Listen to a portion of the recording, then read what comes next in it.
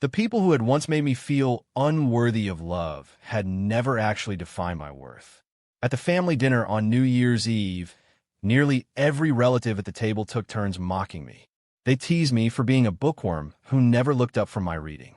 Yet they lavished praise on my cousin Brandon, saying he had been out in the real world for years and had already landed a solid job at a major corporation. Just then, the female CEO of my cousin's company walked past our private dining room. Brandon jumped up excitedly and called out, "Director Reed." Within seconds, that formidable CEO pushed open the door and stepped inside. Oh no, she turned out to be my ex-girlfriend. I panicked instantly. On instinct, I shot to my feet and tried to make a break for it, but she caught me with a firm hand. Well, little one," she said in a lazy drawl. "Where are you running off to in such a hurry? Got a guilty conscience?" My mind suddenly flashed back to the day we had broken up. Back then, I had deliberately asked her, "What is 1 plus 1?" She answered seriously and firmly, 2. But I told her she was too clever and that I actually preferred a girlfriend who was a little dumber. Then I blocked and deleted her in one swift move, never imagining we would meet again under these circumstances. She narrowed her eyes and looked me up and down, then repeated, "Hey, little one, what's the rush?" Feeling guilty, I was mortified, my toes curling so hard inside my shoes it could have carved out a whole living space. "And no, Director Reed," I said, my voice shaky. She gave a soft humph and completely ignored my desperate, pleading glances that begged for mercy. "Sit down," my mother snapped at me. "Morrison, you're so flustered. It's incredibly rude." Her expression practically screamed. This son is an embarrassment.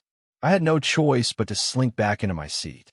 As soon as the awkward moment began to fade, my aunt turned to the CEO, Sarah, with an enthusiastic smile. "Director Reed, would you like to join us for dinner?" my aunt asked, her face full of smiles. "Our family truly needs to thank you for your support of Brandon over the past 2 years." I secretly shook my head, thinking she was just trying to take too much credit. That woman was notoriously obsessive about cleanliness, so there was no way she would agree to eat with us. "Sure," she said, giving a totally unexpected answer. I looked up instinctively and caught the faint smile curling at the corner of Sarah's mouth, her eyes gleaming with interest. She walked straight over and plopped down in the empty chair beside me. My aunt immediately signaled the waiter to bring another menu, eager to add more dishes. My cousin Brandon put on a sycophantic grin and deftly unwrapped a set of silverware, placing it in front of Sarah. She took it, turned to me with a smile, and asked, "What's your relationship with Brandon?" Before I could say a word, Brandon cut in, "Director Reed, he's my cousin, a bookworm who's never been anywhere and doesn't know much. Please don't mind him." Right on cue, my aunt added, "That's right, Morrison is almost 30 and still stuck in school, his brain addled from all that reading. And when he saw a distinguished guest like you, he was so frightened he tried to bolt. So rude, an absolute embarrassment to the Miller family." She shot me a dismissive glare, then put on a proud look. "Our Brandon, on the other hand, is completely different. He knows how to handle people, and it's such a blessing for him to work under you, Director Reed." Sarah frowned slightly, ignored her, and turned to me, "Still in grad school?" "Yeah, final year of my master's," I said, turning my head away, afraid to meet her gaze. "Where?" she pressed. I pretended not to hear, hoping to dodge the question. But my mother jumped in, "Director Reed, he's studying at NYU, majoring in jewelry design." I froze on the spot, realizing that every lie I had ever told Sarah was about to be exposed. I nervously glanced at her and saw a cold smirk curling at the corner of Sarah's mouth. She leaned in slightly and murmured, "Morrison, out of everything you've said to me, how much was true?" I was still rooted to the spot when she stood up and calmly announced to everyone at the table, "After graduation, come work for me. We just happen to have a new project that needs a lead." Brandon shot up from his seat. "Director Reed, do you mean the Sterling project?" "Yes, that one," Sarah nodded. Brandon's face dropped instantly. "Director Reed, you can't be serious? That project was already assigned to me. How can you give it to a student who hasn't even graduated, Morrison?" Sarah strolled over to him, patted his shoulder lightly, and smiled with a hint of frost. I just realized that with your social skills, you'd be a better fit for the front desk. Our front desk is all women right now, and we need a male receptionist. I'll transfer you there, and that'll complete the team. With that, she turned briskly and strode out of the room, her heels clicking with authority. The entire room fell into dead silence. My aunt scowled at me. Did you offend Director Reed? I shook my head frantically. No, not at all. Brandon slumped back into his chair, looking dazed, clearly still processing the whirlwind of events. All his life, he had been the pride of the Miller family. Since childhood, every kid in the family had been measured against him as the gold standard. Sarah's words had clearly hit him like a sledgehammer. After all, before she walked in, the entire dinner had been about singing Brandon's praises and grinding me into the dirt. My mother tried to comfort him with what she thought was kindness. Brandon, don't be too upset. Even if you're being moved to the front desk, it's still a front desk at a big company. You're still an employee of a major corporation, nothing to be embarrassed about. The relatives exchanged extremely awkward glances. My father shot her a fierce glare. Can't you just shut up? Can't you see Brandon is already upset enough? The dinner ended awkwardly and abruptly, with everyone making excuses to leave. I wasn't in a hurry to leave, so I packed the leftover chicken in a box to take back for the stray cat I'd been secretly feeding in the neighborhood. After I finished packing, I carried the box out of the room and bumped into something soft. It was Sarah. She stepped forward, practically backing me into the room, then came in herself and shut the door behind her. Director Reed, why are you still here? Her gaze was so piercing that my words came out in a stammer. She gave me a long, hard look. First you try to run off, then you break up with me with that ridiculous excuse, and then you disappear for 2 years. I was so mortified I wished I could vanish into thin air, praying the floor would crack open and swallow me whole. The events from 2 years ago flooded back. That day I'd asked her, what is 1 plus 1? She answered 2. I said, correct. You know too much, so I think I prefer a girlfriend who's a little dumber. Then I resolutely blocked and deleted her. Looking back now, even I find that whole episode absurd. Director Reed, I truly am sorry for what I did. A simple sorry makes it all right, she scoffed. A scumbag who plays with feelings like you should be behind bars. I admit, a lot of what I told you was fake, but we were never really right for each other. Were we not right? My great-grandmother visited me in a dream and said we were incompatible, and if we stayed together, we'd inevitably meet a bloody disaster. She suddenly closed the distance, grabbed my collar, and glared at me darkly. Morrison, if you utter another word of nonsense, I'll make you see stars right now and see if that bloody disaster actually comes true. A chill shot up my spine, and I immediately shut my mouth, too scared to fabricate anything else. I lowered my gaze and met her eyes, which I hadn't seen in so long. Though they were now icy cold, they inevitably merged with the captivating eyes from my memory. Under the dim yellow light 2 years ago, she had held my collar the same way, her warm fingertips tracing lazy circles on my chest, slowly igniting a fire in me. When she was stirred with desire, her cheeks would flush, and in those moments of abandon, her eyes would turn hazy and bewitching, making my heart pound out of control, almost driving me mad. With all those thoughts swirling, I felt overheated, shook my head hard to dispel the images, and swallowed with difficulty. Director Reed, anyway, we've already broken up. Let's just go our separate ways and end this with some dignity, all right? Just then my phone buzzed with a call from my mother.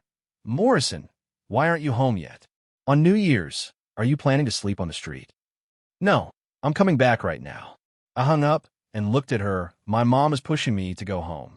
She finally released me and stepped back. You can go, but add my number back right now and give me your home address. Huh? What do you mean? Haven't we already? Don't get your hopes up. We're not done yet.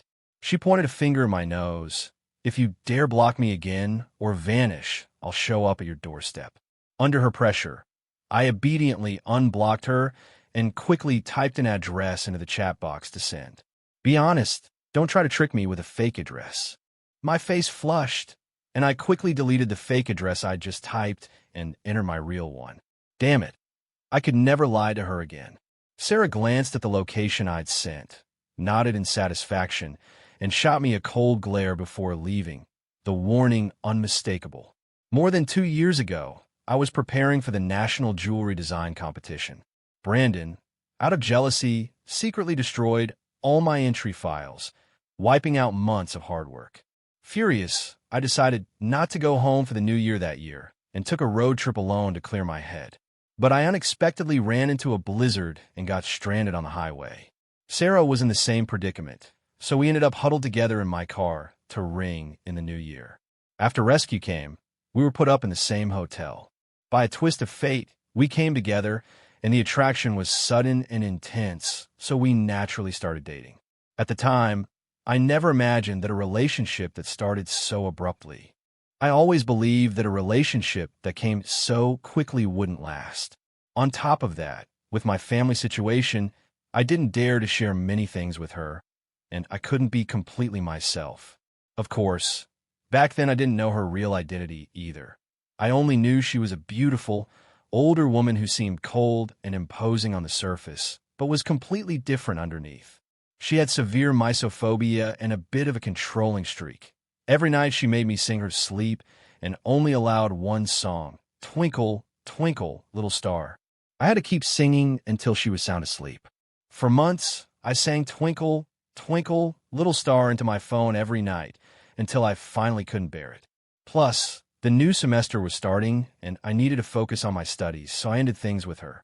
I treated that whole experience as an unreal dream, convinced I would never see her again. Back at my apartment building, my phone buzzed with a message from Sarah. It's been ages since I heard you sing Twinkle, Twinkle, Little Star. Remember to call me later and sing it for me. I could only give a wry smile, shake my head, pocket my phone, and head upstairs. As soon as I opened the door, I saw my father sitting in the living room with a grim expression. The moment he saw me, he shot up and said coldly, "Don't bother taking off your shoes. Come with me to your uncle's house right now and apologize to Brandon and your aunt." I froze for a moment, pretended I hadn't heard, and kept changing my shoes. Slap! A slap landed squarely on my left cheek, burning with pain. "Are you deaf? You didn't hear me, did you? Go apologize to your aunt and her whole family, or you won't be spending New Year's in this house." I stared into his cold, indifferent eyes and let out a bitter laugh. "You should have said that earlier. If I'd known, I wouldn't have bothered coming here." "You." My father raised his hand again in fury. Just then, my mother walked over and said with a sarcastic edge, "Since you hate Morrison so much, why don't you just adopt Brandon as your son?" "Yes, I don't like him. If it weren't for him, would Director Reed have humiliated Brandon like that? He ruined this whole New Year's dinner." "That's right, that's my father." Anyone watching would think I was the son of his mortal enemy. He had never truly liked me, not since I was a child. In middle school, I still couldn't understand it. When I mentioned it to friends, they all said, "No parents don't love their own child. You must be doing something wrong." But I thought about it for a long time and could never figure out what I had done to make him resent me so deeply. I didn't want to argue anymore, so I turned and pulled the door open. "I'm leaving. I didn't really want to spend New Year here anyway." "Morrison, get back here. Do you think—" Bang! I slammed the door, cutting off the rest of his shout. I hurried downstairs, stepped out of the building, pulled out my phone, and opened the map app, ready to find some hotel for the night. "Morrison." Sarah's voice came from beside me. I turned and saw her stepping out of a Range Rover. Her heels clicked on the pavement as she walked up to me. "What are you doing out here?" She scanned my face and frowned. "What happened to your face?" "My face?" I just accidentally walked into a wall." I made up the excuse and quickly changed the subject. "Director Reed, why are you here?" "I was afraid you'd lie to me again, so I followed you to check if the address you sent was real." Her eyes settled on me with a complicated look. I felt a pang of guilt. Given my track record, her lack of trust was completely understandable. "The address is real, but I probably won't be staying there anymore. Where are you planning to go?" I paused for a moment. "I'll just find a hotel for the night and figure it out tomorrow." Her eyes brightened, and she made the call. "Hotel? Come home with me." Ever since I learned she was a CEO, Sarah had stopped playing it low-key and took me straight to her villa. When we'd been dating before, I'd only visited her high-rise apartment, and even that had felt incredibly opulent. Now, walking into this villa, I was completely awestruck. The living room alone was at least twice the size of my entire family's apartment. The decor was minimalist, yet every detail radiated understated luxury, clearly a home for the wealthy. When I came to my senses, I looked down and realized I was wearing one slipper and one sneaker, so mortified my toes curled against the floor. She noticed as well, shook her head with a chuckle, and handed me a new pair of slippers. "Put these on. I'll draw you a hot bath. You can shower first." I hesitated, "But your family—" "Don't worry, this is my private villa. I live alone." She turned to me with a wry smile. "I got into another fight with my mom, so I'm spending this New Year's Eve alone." I paused, my mind drifting back to that night 2 years ago. That New Year's Eve, we were stranded on the highway together. I had only a few cans of beer and some snacks in my car, so I invited her to join me for a makeshift dinner. She asked me, "Why are you on the road during the New Year?" I said I'd had a falling out with my family, so going home was pointless, and I'd come out to clear my head. Her eyes lit up. "What a coincidence, same year. My father is gone, my mother has her own life, and in their eyes, I'm just surplus. My relatives don't like me either. So I guess I'm also surplus." We chatted about all sorts of things, and somehow the conversation turned deep, and soon we were both tearing up. Then she suddenly leaned in and kissed me. Completely stunned, I gave her my first kiss. "Sarah, you—" Tears streaming down her face, her eyes suddenly turned enticing. "Don't talk, keep kissing." After that, we naturally became a couple, a little team of two, the extra pair in the world. "Morrison, I put your change of clothes on the bed." Sarah's voice came from outside the bathroom. I turned off the shower, dried myself, peeked through the door crack, and only stepped out after confirming no one was there. After my shower, I put on the clothes she'd laid out and felt much more comfortable. In the living room, Sarah was already sitting on the couch with a few cans of beer on the table. "Want one?" she asked, shaking a can. I walked over, grabbed a can, and popped the tab. "Just drinking. What else were you expecting?" She licked her bright red lips lightly and gave me a wink. Her look sent a jolt through my heart, so I hurriedly opened the beer and chugged a few mouthfuls to compose myself. "About your face, Brandon didn't hit you, did he?" I paused, looked at her, and shook my head. "Not him, my father." "Your father?" She paused, then narrowed her eyes. "Because of what happened with Brandon." I stayed silent, and that was answer enough. "I was too impulsive just now. I shouldn't have lashed out at your cousin in front of your whole family." I waved it off. "It's not your fault. That was just a trigger. The real problem isn't you. It's my family. They never like me anyway. They only want Brandon to make something of himself. And my sole purpose seems to be to show off how much better he is. When we were kids, Brandon always bullied me, and my father always took his side. Whenever Brandon was upset, my dad blamed me. Once I asked him why he treated Brandon better than his own son. My father's exact words were, "I owe your uncle's family. If your uncle hadn't helped me pay for school, I wouldn't be where I am today. I owe your uncle, which means you owe Brandon, so you have to be good to him. Look how excellent he is. What do you have to compete with him?" Of course I felt hurt, but I didn't know how to argue back. My mom doesn't really love me either. Her relationship with my father is a disaster, and she always believes that my father's true love is my aunt. They grew up together, and my father cares more about Brandon than his own son. She wasn't just mad at my father and my aunt. Sometimes she took it out on me too. Back then, when Brandon deleted all my competition files and ruined my chance in the design contest, and I caught him in the act, my father still rushed to protect him. But that time my mother didn't take my father's side and insisted that Brandon face consequences. In the end, my aunt, with red eyes and tears, begged my mother repeatedly to spare Brandon, and she finally let it go. From then on, whenever my aunt argued with my mother would bring that incident up as a trump card, and my aunt would instantly lose all her steam. And my misfortune had simply become her weapon in arguments. Thinking about all this, my chest felt heavy. Before I knew it, Sarah and I had finished an entire case of beer. She sat beside me, her head spinning, and I asked her, "Sarah, I lied to you so much back then and broke up with you like that. Do you hate me?" "Of course I do." She spoke clearly. "I hate you to death." When I woke up the next day, it was already noon. Sarah wasn't in the house. Her words from last night, "I hate you to death," echoed in my mind, so I quickly changed back into my own clothes and slipped away. I didn't go back to my parents' place. I went straight to school. Not many out-of-town teachers and students had stayed on campus over winter break, so I managed to get into my dorm room. The cafeteria food was still as terrible as always, but compared to that suffocating New Year's dinner, even a quick bite at school felt far more relaxing. A few days later, my life settled back into its usual rhythm. I was lying on my bed reading a novel when I got a text from the RA asking me to come downstairs because a girl was looking for me. I was baffled and couldn't imagine who it could be. But when I got to the lobby, I saw Sarah sitting on the sofa in black stockings and heels, her presence so powerful I was rooted to the spot. "No way. Sarah, how did you find me here?" "I mean, Director Reed, did you come here just to see me?" I gave an awkward smile.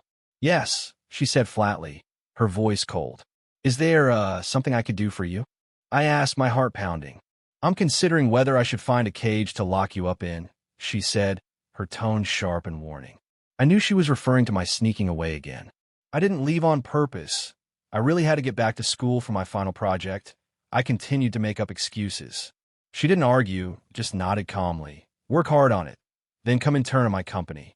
When you graduate, I'll make you a full-time hire." "Okay." Under her commanding presence, I nodded reflexively. After a few seconds, I couldn't help asking, "Director Reed, why are you so set on having me at your company?" Thinking of her words that night, I couldn't shake the feeling that this was her way of getting revenge, bringing me into her company so she could keep an eye on me. But she smirked, "Because I see potential in students like you. And of course, there's another reason. My company is currently collaborating with the Sterling Group. We're planning to launch a new subsidiary in the jewelry sector. Morrison, I have high expectations for you." Seeing her serious face, I actually, damn it, felt a little touched. One day, I had just finished an interview at Sarah's company and stepped out of a small conference room.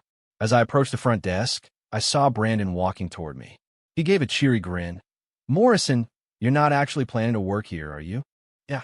"The interview went well, so we'll be colleagues from now on, Mr. Front Desk." Brandon's smile froze instantly. "Morrison, what are you so proud of?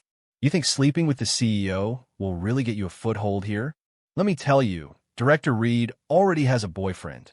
You're just a side piece." I laughed out loud. "Why are you so worked up? Don't tell me you're the boyfriend." Brandon laughed too. "No need to be so sarcastic. If you don't believe me, I'll take you to the employee cafeteria." With that, he pulled me toward the cafeteria. As we walked, I took in the clean, bright cafeteria and started looking forward to eating there, figuring it would be a lot better than the school's food. Then I spotted Sarah sitting at a table, and across from her was a fair-skinned man with blonde hair and glasses.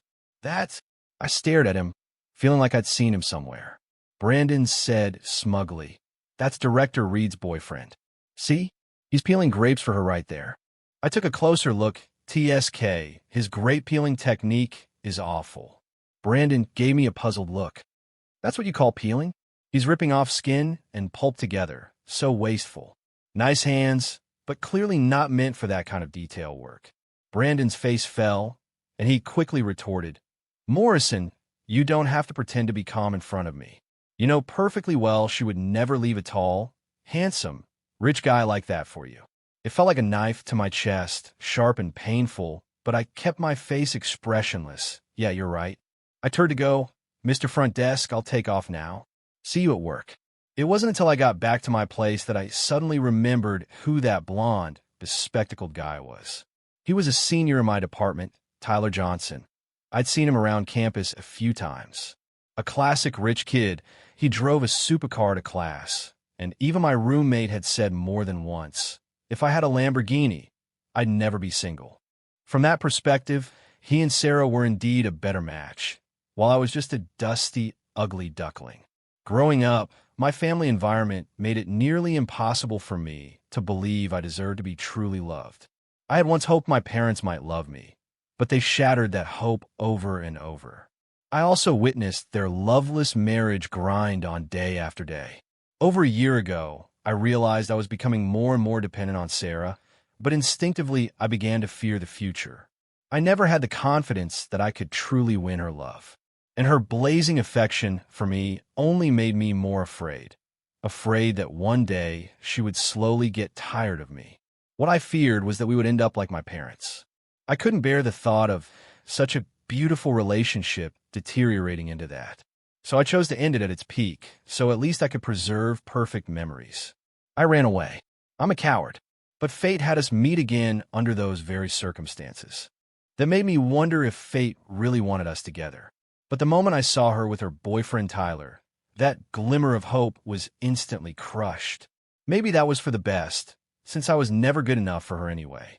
Better to stop those unrealistic dreams early, or maybe this was just a revenge for all my lies.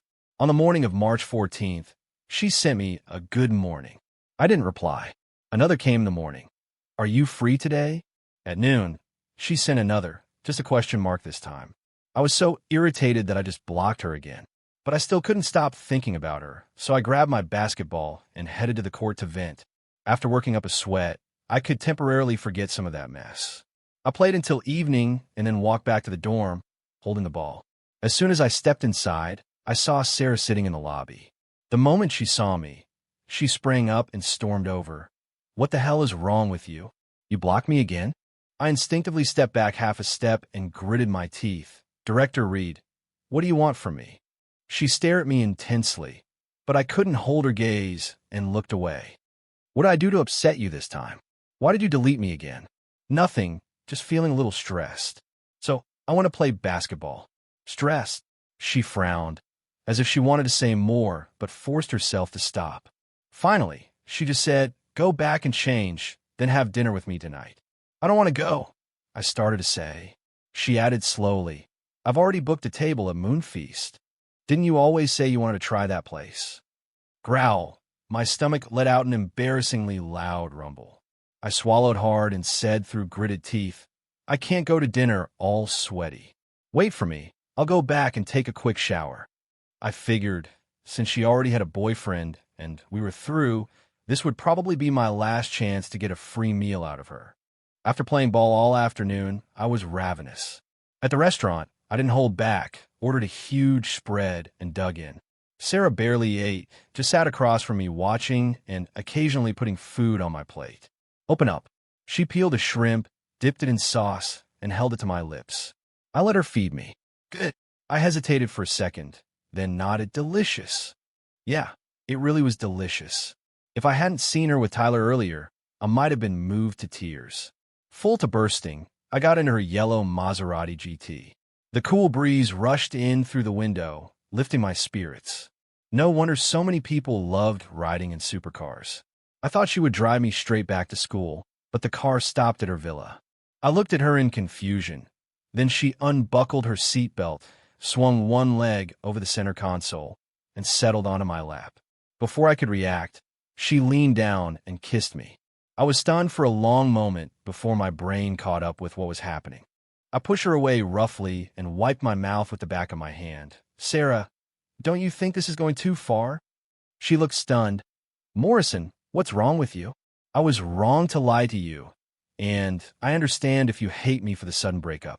You can take revenge if you want, I said, breathless, but you have a boyfriend. Is this fair to him?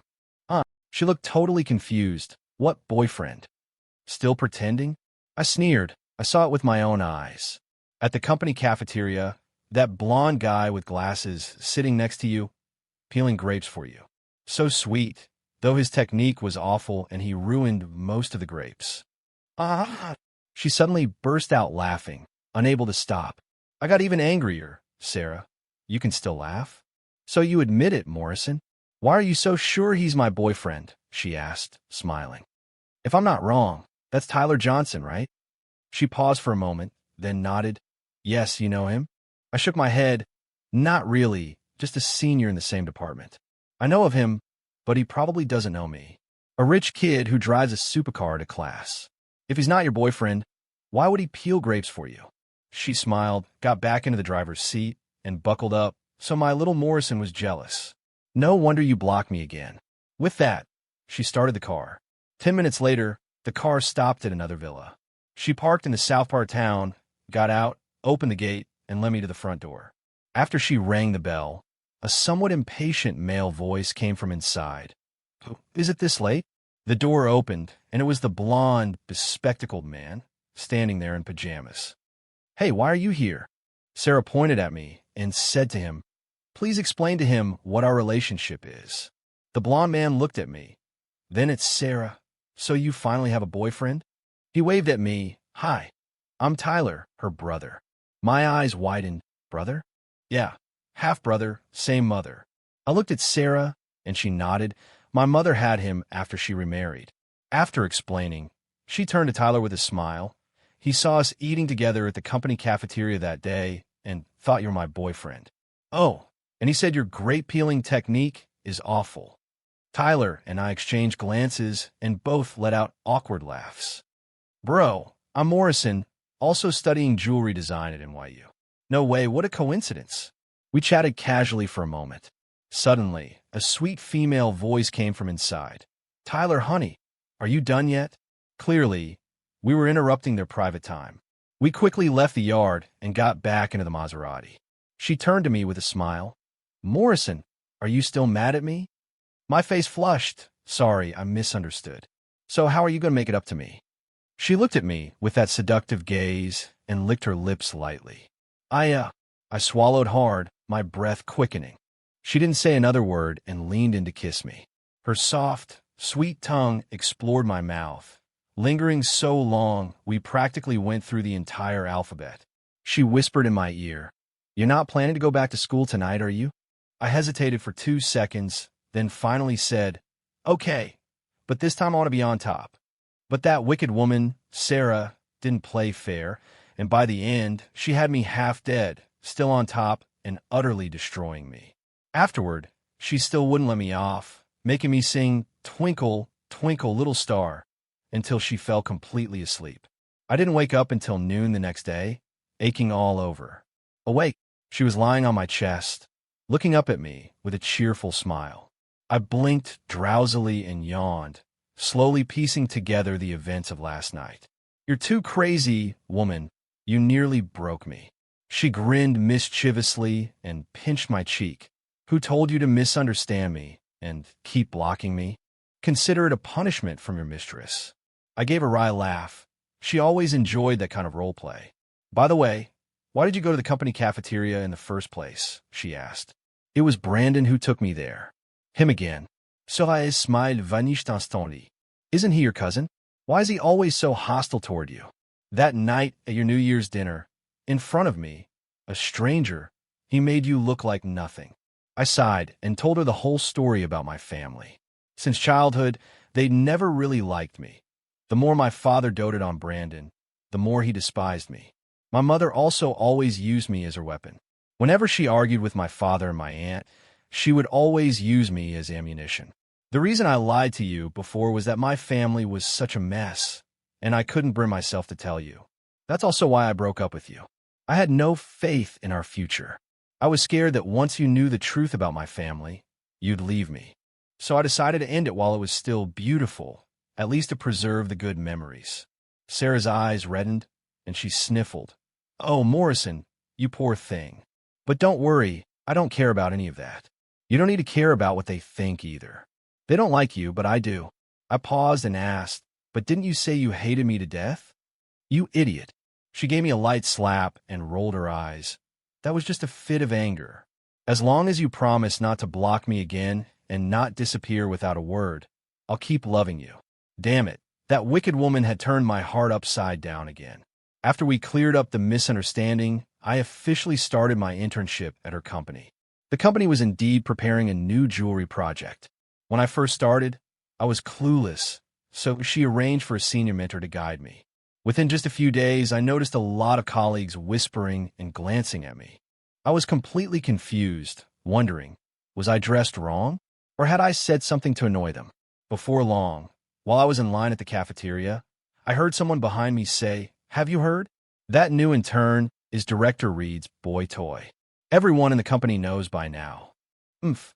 At first I thought he was some top NYU scholar, but he just got in through connections. Even if he's a scholar, so what? He's still Director Reed's little lover. I pulled out my phone, opened a recording app, and walked up to them while recording. "You all seem very familiar with Director Reed's personal life. Who told you I'm her little lover?" They froze, exchanged looks, and one scoffed. "Everyone in the company knows, so why are you pretending to be innocent?" Yeah, it was Brandon who said it. He said Director Reed has a handsome blonde boyfriend, and he knowingly pursued her just to get into the company through connections. Sure enough, it was Brandon's big mouth again. I raised my phone and shook it. "You'd better stop spreading rumors. I've recorded everything you just said. Later, you can come explain it to Director Reed along with Brandon." Their faces went white instantly. I couldn't be bothered with them, so I went straight to Sarah with the recording. Yes, I had no intention of letting Brandon off easy anymore.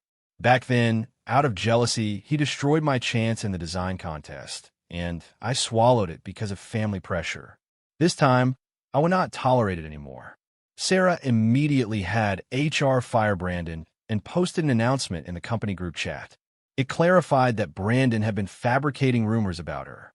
Once the truth came out, all the gossip mongers in the office came to apologize to me one by one. I didn't hold it against them. Honestly, I even kind of understood. I knew in my own heart that, strictly speaking, I'd gotten this job through connections. I shared that concern with Sarah, but she looked at me steadily. "I told you before, I hired you because you're a talented jewelry design student. They can doubt you now, but soon your work will shut them up. Besides, the company doesn't ban office relationships, so you don't need to care what they think. You've spent too many years worrying about others' opinions, and that's why you've been so unhappy." Hearing that, I looked back on the past years and realized she was right. I nodded. "From now on, I want to try living for myself." "Good. I've been waiting for you to say that." With that, she handed me a set of car keys. "This is—" I looked confused. Sarah grinned mischievously. "Since they love gossip, from now on you'll drive me to and from work every day, so they have something to talk about.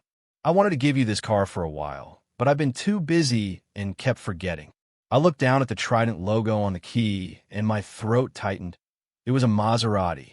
I clutched the key in my palm, and suddenly I thought of the stray cat I'd been feeding in the old neighborhood. Now that my life was getting better, I couldn't just forget about it.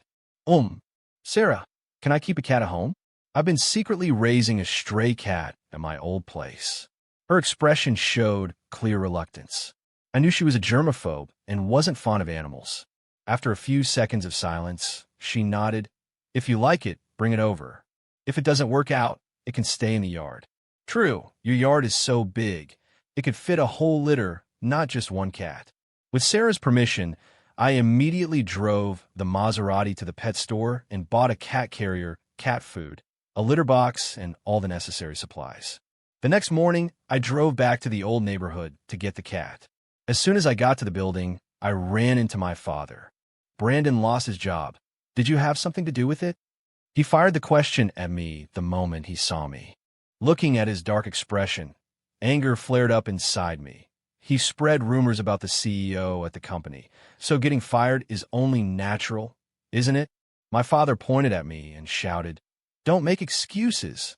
Brandon said you went to Director Reed and snitched, and that's why he got fired." I shot back coldly, "Even if I did, so what?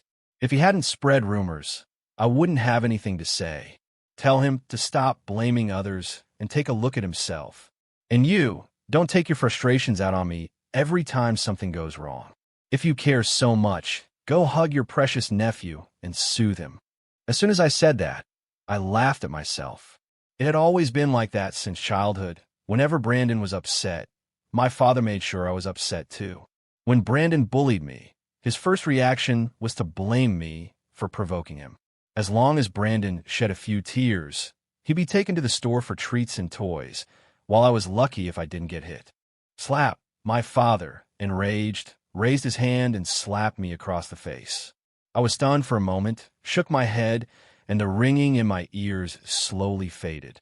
I set the cat carrier down and threw a punch right at his chin. He stumbled and fell to the ground, looking up at me in shock. I stared at him coldly, knowing full well, since I decided to live for myself, I would never tolerate his groundless, abusive outbursts again. He clutched his face, stunned for a moment before recovering, scrambled to his feet, and looked like he was about to charge at me again. I clenched my fists, took a defensive stance, and was ready to fight back again. A few neighbors passing by stopped to watch. He hesitated for a few seconds, then turned and walked off muttering curses, clearly someone who only picks on the weak. I couldn't be bothered with him, so I picked up the cat carrier and went to find the stray. After finally getting the cat into the carrier, my mother showed up. "Oh, Morrison, now you even dare to hit your father." I ignored her and carried the cat straight to the car. After I settled the cat, I saw my mother standing beside the car, staring at the yellow Maserati with excitement and curiosity. "Wow, this car looks really expensive. Did Director Reed give it to you?" "That's my son, to be favored by a strong woman like Director Reed. You used to be crushed by Brandon and his family, but now you've finally fought back. Keep it up, and next year you can drive this car back for New Year." I opened the car door and was about to get in. I sat in the car and said to her through the window, "Don't dream about it. I'm never coming back to this house." My mother froze. "What do you mean? Did your father hit you?" "No." I shook my head. "I've long accepted that he doesn't like me. What I can't understand is why even you, my own mother, don't love me either. I'm sick of being used as your chess piece against them." My mother was taken aback at first, then sneered, "Humph.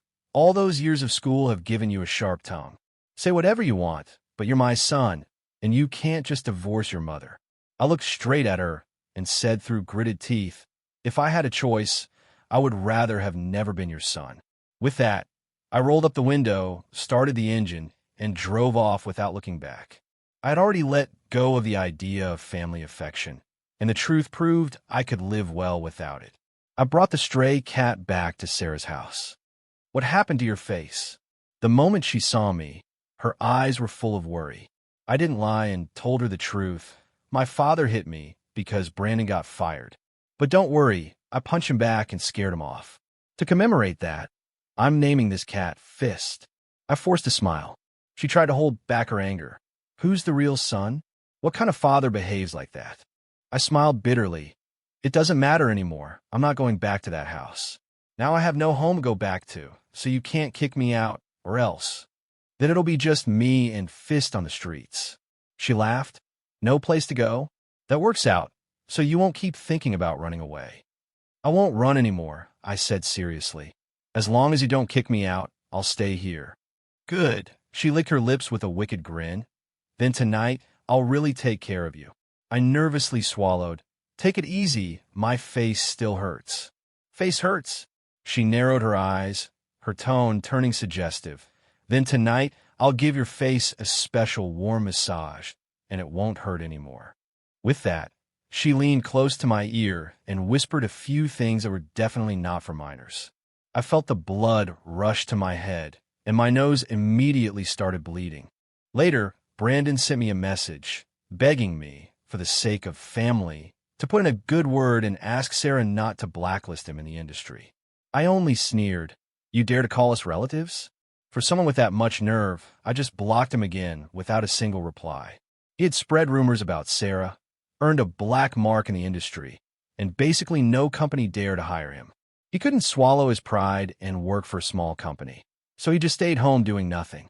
Later, somehow, he ended up in Florida and got caught in a pyramid scheme. This precious nephew swindled a huge amount of money from my father, leaving him broke, and my father's blood pressure skyrocketed. My mom sent me an iMessage.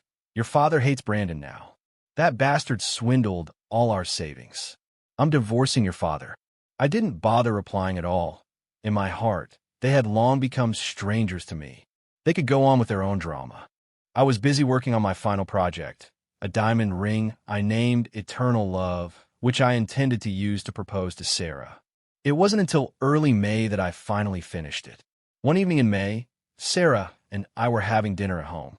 Halfway through the meal, she suddenly said she needed to go to the bathroom. When she came back, she had changed into a white gown. She took out a small box and opened it. Inside was a platinum ring with a light ice blue diamond on the band. That pure, nearly colorless diamond looked like a drop of clear water. I designed this myself, and Tyler gave me some suggestions. She said, I named it Morrison. She rarely looked so shy and nervous. Morrison, I want to marry you.